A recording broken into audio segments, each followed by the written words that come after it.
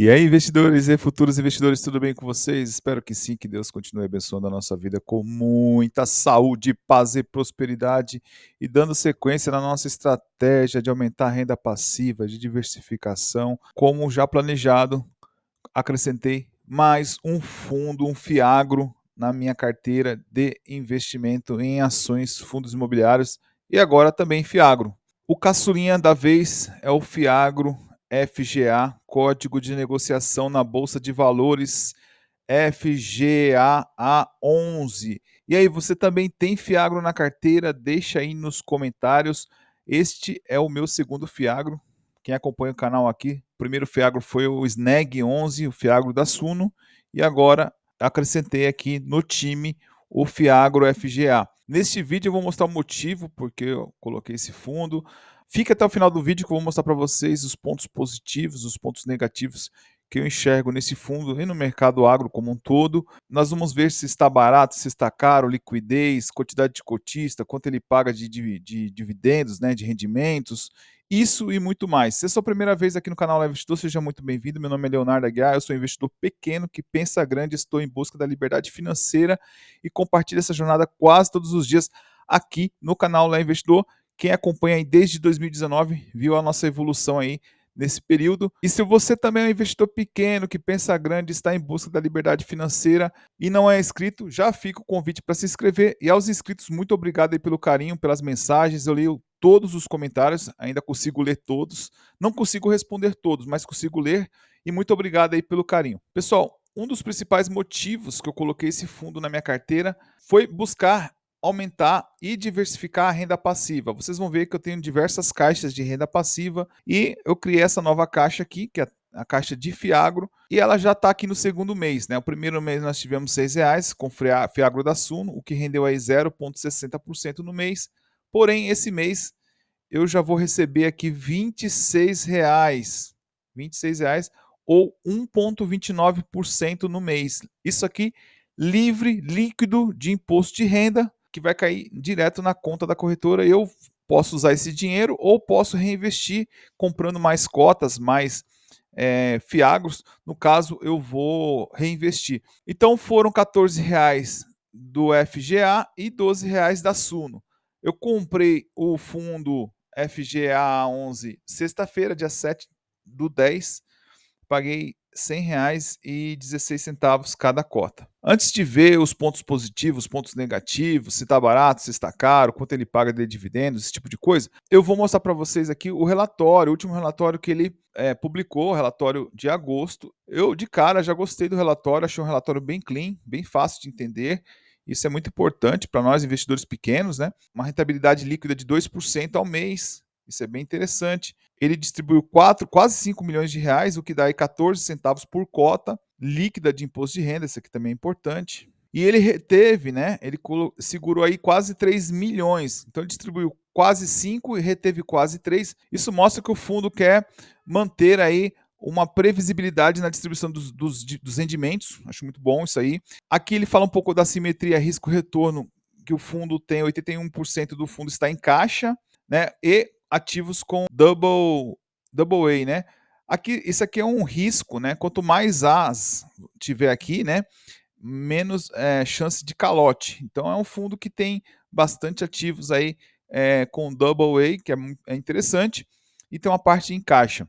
Outro ponto importante também, o fundo foi negociado em agosto a R$ 10,23. Eu paguei R$ 10,16, agora está R$ 10,02, R$ 10,04, a última vez que eu olhei, porque ele distribuiu aí os rendimentos. Mas o que eu quero mostrar é que R$ 10, né, 10,20, 10,16 igual eu paguei, é um preço acessível. Então a pessoa com R$ 10 ele já consegue formar renda passiva para o resto da vida. Isso é muito importante para investidores assim como eu que gosta de investir em empresas que gerem renda passiva. E aqui ele fala também que tem 4 operações em estruturação. Então ele tem dinheiro em caixa, ele está fazendo as alocações dos recursos, isso é muito bom. Também fala que ele foi um dos segundo maior fundo negociado entre todos os fiagros listados. Olha que legal.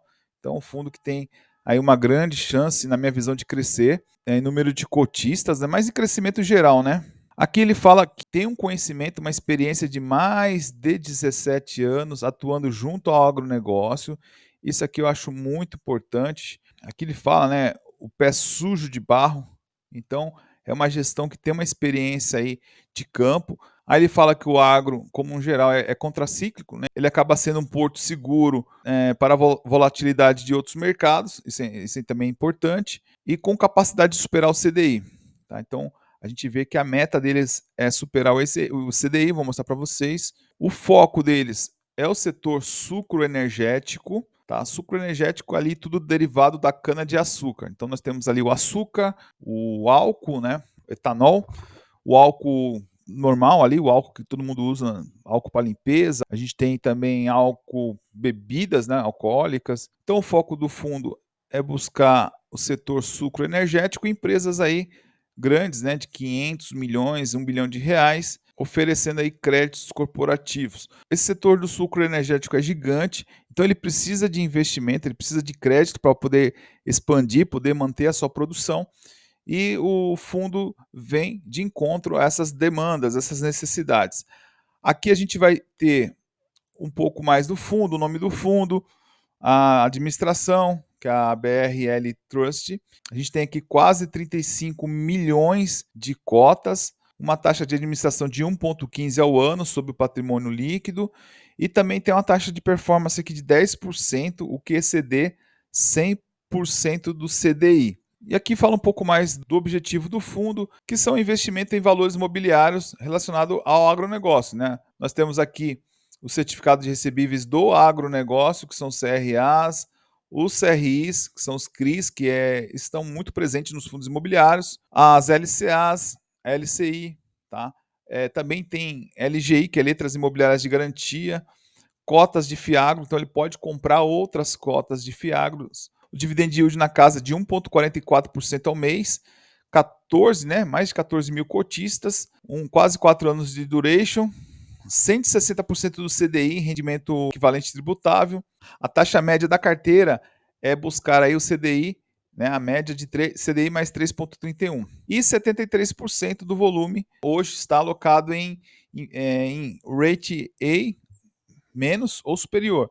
Então ele tem na carteira ali alguns CRAs ali de AAA, né? Ou seja, quanto mais As, né, tiver, melhor, mais garantias de pagamentos, menos risco de calote, vamos dizer assim. Aqui ele fala um pouco do cenário macro, das commodities agrícolas em geral. Aqui ele fala do tanto os Estados Unidos como a Europa sofreu uma seca, então isso impactou na produção de algumas culturas, como o milho, também até a própria cana, mas o Brasil, graças a Deus, está numa situação melhor, né? E eles apontam, né? Os especialistas apontam até um crescimento da safra de 6% em relação à estimativa que eles tinham para 2022 e 2023. Então, há uma expectativa positiva aí de 6% a mais do que eles previam. Isso falando aqui a nível Brasil. Porém, é importante observar que o preço do etanol vem refletido aí pela redução dos impostos, também o preço do petróleo. Né? Para quem não sabe, quando a gente abastece, mesmo com gasolina, vai um percentual ali de etanol, se não me engano, 5%. Então, dessa forma, os grupos sucroenergéticos estão dando ênfase aí na produção de açúcar na reta final dessa safra. Então, buscando uma rentabilidade maior, tá, dos seus produtos, graças aos elevados preços obtidos com açúcar. Então, uma parte legal também que esse setor de sucro energético, né, a gente não fica preso somente no etanol. Nós temos o etanol, nós temos o açúcar, o próprio bagaço da cana-de-açúcar, ele gera ali energia, ele também pode ser negociado, ele pode também virar ali fertilizante, enfim, tem uma série de coisas interessantes aí nesse setor. Aqui nós temos o comentário do gestor.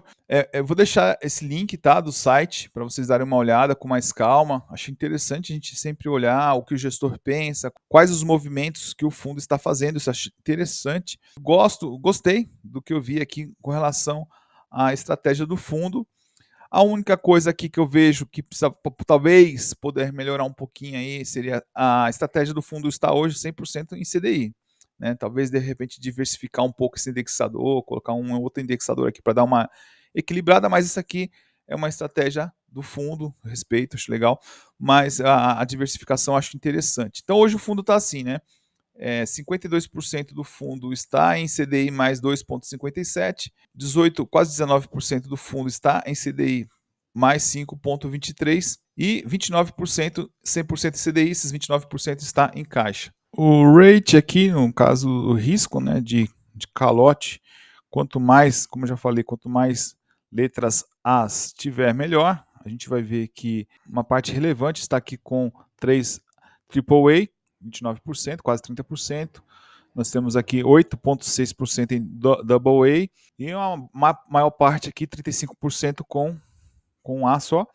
E a gente tem aqui 20% sem rate, mais de risco, mas aí precisa ver também as garantias, que muitas vezes não tem o AAA, do AA, mas tem garantias como terras, né? Então isso também conta, né? Isso é muito importante. E aqui a gente vê o demonstrativo de resultado do exercício, muito clean, muito legal para ler, tá muito fácil, né? A gente vê aqui as receitas em CRA, quanto ele teve de receitas, aqui 5,8 milhões, e aplicações financeiras, ou seja, dinheiro parado ali rendendo, né, no caixa, 1,2 milhões. Aí a gente tem as despesas, né, taxa de administração, 347 mil reais, outras despesas aqui, 105 mil reais. Então a gente tem um total aqui do período de 6, né, 6,6 bilhões de receita. Depois a gente tem aqui, desses 6 foram tirados 4,7, quase 4,8 milhões para pagamento dos rendimentos, né, aqueles 14 centavos, e eles deixaram retido quase 2 milhões desse resultado demonstrativo do exercício de agosto. Então, no total, no semestre, tá, a gente tem retido ainda para distribuir para os cotistas 2,6 milhões de reais. Isso aqui, como eu já disse no começo, dá uma certa tranquilidade no recebimento do mensal das cotas, né? Então ele pagou aqui esse mês 14 centavos por cota, então provavelmente ele vai continuar distribuindo aí, eu acredito eu, por volta dessa casa aí, até porque ele já tem um colchãozinho aqui, né, para poder distribuir até o final do ano. E aqui nós temos os CRAs que estão alocados aí no fundo. Nós temos, vou pegar aqui, pessoal, os mais relevantes, né? Vou pegar aqui por exemplo, vou começar por esse daqui, que estão os 21% que estão aqui na empresa Jales. Tá? É um CRA que representa 21% da carteira. É uma empresa que tem AAA pela SP. Depois a gente vai ter aqui a Ubifol, né, que tem 15,09%, tem um a menos aqui pela SP. Depois vamos ter aqui 9% da Lins, que é uma empresa também que tem aqui um A pela SP. E a Alcoeste também, se a gente somar aqui a porcentagem, nós estamos falando aqui de 4, nós estamos falando 4 com 9, nós estamos falando de mais de 10%. Não tem o rate, mas a gente pode dar uma olhada nas garantias. Aí nós temos aqui 28% em aplicações financeiras, em títulos públicos, em renda fixa, que está em caixa, né, 28% da carteira. E aqui, pessoal, ele fala das garantias, das usinas, acho muito legal. A gente vê aqui, está no mapa de fundo aqui, as principais regiões que ele atua, né? São Paulo é um grande produtor sucro energético. E a gente tem aqui uma região bem forte aí na produção da cana-de-açúcar. Eu conheço bastante a região do interior de São Paulo, então posso falar um pouco mais com propriedade de algumas cidades aqui que tem aqui que eu conheço. Inclusive já tive a oportunidade de visitar algumas usinas, tá? Então, por exemplo, da Alcoeste, a gente vai ver que ele tem como garantia a alienação fiduciária de terras. Então, isso aqui é legal. A gente viu lá que não tinha o AAA, né?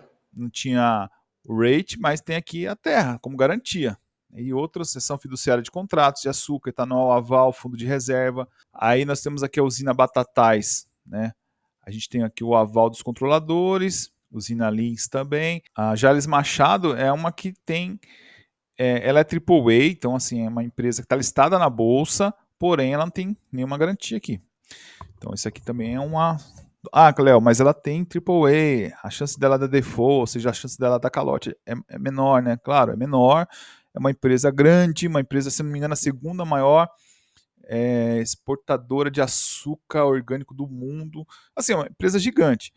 mas aqui tem um ponto de observação, né? E aqui, pessoal, ela vai explicando cada uma dessas, onde ela está localizada, o que ela produz, né? Isso aqui é muito legal, depois vocês com mais calma darem uma olhada, tá? E isso traz aqui, como nós estávamos falando da Jalil Machado, né? Fundada em 1980, né? Ela fala aqui dos processamentos de tonelada que ela tem de safra, açúcar, etanol, a capacidade. Ela fala aqui, como eu falei para você, ó, segunda maior produtora mundial de açúcar orgânico e maior exportadora para o mercado norte-americano. Então, olha que interessante isso aqui, né? Não são empresinhas fundos de quintal, né? O Bifol, você pegar aqui, ó, uma multinacional brasileira fundada em 1985. Então, são empresas antigas, né? Produz fertilizantes foliares, também empresas do setor de fertilizantes. A gente tem muita demanda de fertilizantes, né? A gente viu isso agora aí, recentemente. É bem interessante depois vocês com calma darem uma olhada nesses informativos. Agora falando um pouquinho mais de números, né? Hoje cada cota está na casa de R$10,02. A mínima das últimas 52 semanas foi 9,70 e a máxima 11,50. Então ele está mais próximo aqui das mínimas, na minha visão, do que das máximas. Mas isso significa que está barato? Calma que a gente vai dar uma olhadinha melhor. O dividend yield nos últimos 12 meses foi de 12,68 e ela teve uma valorização da cota de 2,66. Lembrando que ela não tem ainda 12 meses de existência, tá? Se a gente puxar um gráfico aqui um pouco mais longo, a gente vai ver que ela começou aqui em janeiro de 2022. Aqui na casa dos 9,70, 9,90, chegou a 11,50 em abril de 2022. Aí ela vem tendo uma quedinha, hoje ela está aqui na casa dos R$10, né? Eu paguei aqui por volta de 10,15, 10,16.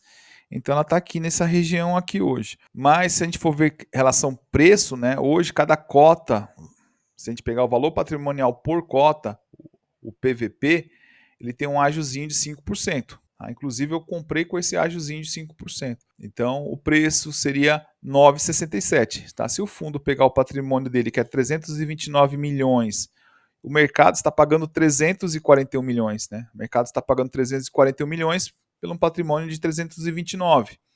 Isso dá um agiozinho de 5%. Tá? Então, se a gente pegar esse patrimônio e dividir pelo número de cotas, a gente vai chegar num preço de 9,67. Então, se o fundo fosse desfazer, não vai existir mais o fundo, vamos vender todas as nossas cotas e vamos dividir para os acionistas. Cada cota aí vai sair na faixa de 9,67. E hoje ele está sendo negociado a R$10,02. Eu paguei 10,16, paguei um pouquinho mais caro até. O quadro hoje é esse. É uma liquidez boa, na minha visão, 1,6 milhões por dia. Então, é tranquilo para você conseguir se desfazer ou comprar cotas. Ele é um fundo que pagou no último rendimento 14 centavos no dia 15 de setembro e esse mês agora de outubro irá pagar novamente 14 centavos no dia 17 de outubro.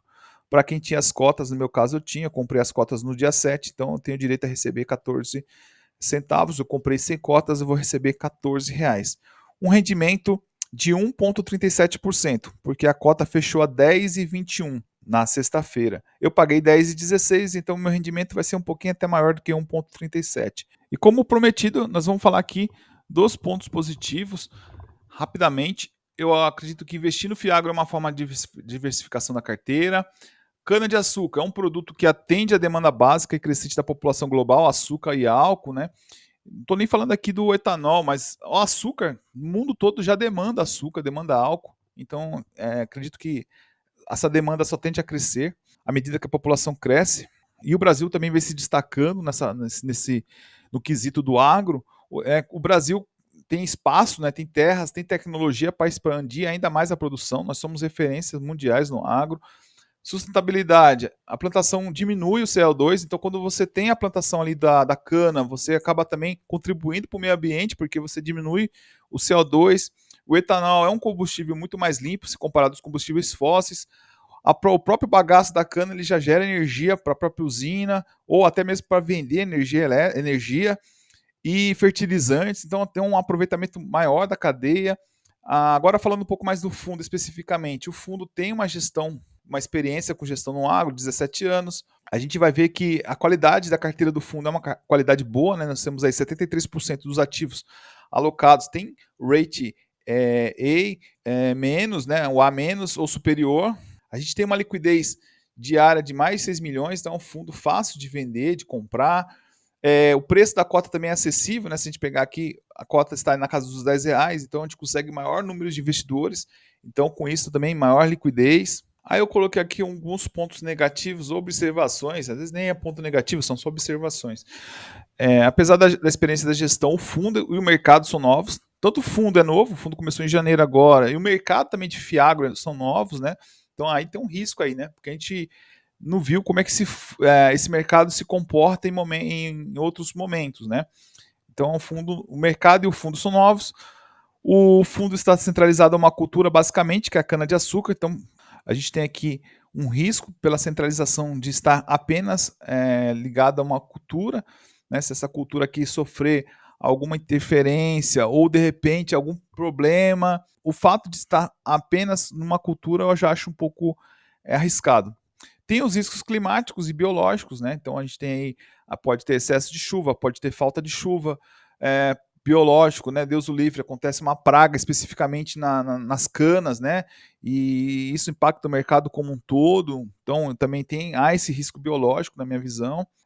Regulação do governo, né? O etanol, por exemplo, ele pode entrar aí na mira do governo e prejudicar um pouco o setor. Estratégia centralizada em CDI. Isso aqui é mais uma observação, né? O fundo tem uma estratégia muito centralizada em CDI. Eu acho que de repente colocar outro indexador para dar uma equilibradinha, é uma visão minha, tá bom? Acho interessante. Aqui o fundo também ele só tem a Jales Machado, como já falei para vocês. Eu sei que é AAA, né? A gente colocou aqui entre parênteses, uma empresa listada na bolsa, mas ela tem 21,12% do patrimônio sem garantias, né?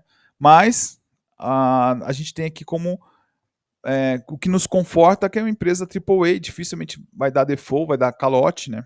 E é uma empresa listada na bolsa, mas aí tem essa observação aí para fazer. E aí, curtiu esse conteúdo? Deixa um like. Se você não é inscrito ainda, fica o convite para se inscrever aqui no canal Leve Investidor. Lembrando que nada aqui é recomendação de investimento, de compra ou venda de fundos imobiliários ou FIAGO, qualquer coisa que você viu aqui é apenas mais um conteúdo de teor educacional.